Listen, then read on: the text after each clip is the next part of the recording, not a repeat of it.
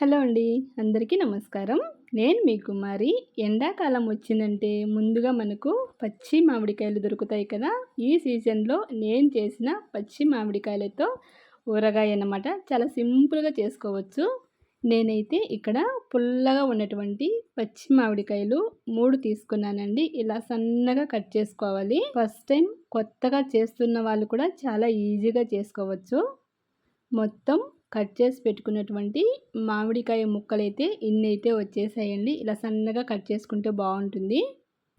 ఇందులో ఇప్పుడు తగినంత ఉప్పు వేసుకోవాలి. అలాగే తగినంత కారం వేసుకోవాలి. నేనైతే ఇక్కడ అందాజుగా వేస్తున్నానండి. ఒకసారి మొత్తం మనం కలిపేసుకున్న తర్వాత చెక్ చేసుకొని కూడా వేసుకోవచ్చు.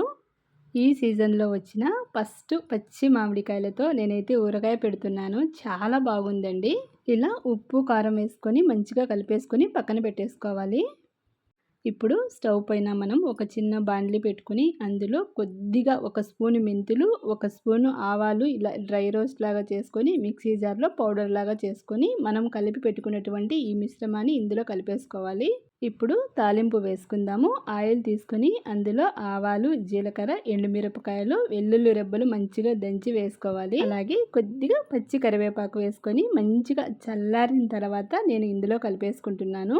ఈ ఊరగాయ మనం చేసిన వెంటనే తినచ్చండి. చాలా బాగుంటుంది. ఎక్కువ రోజులు ఊరాల్సిన అవసరమే లేదు. ఇలా మంచిగా కలిపేసుకొని వేడి వేడి అన్నంలో ఈ ఊరగాయ వేసుకొని తింటూ ఉంటే చాలా బాగుంది.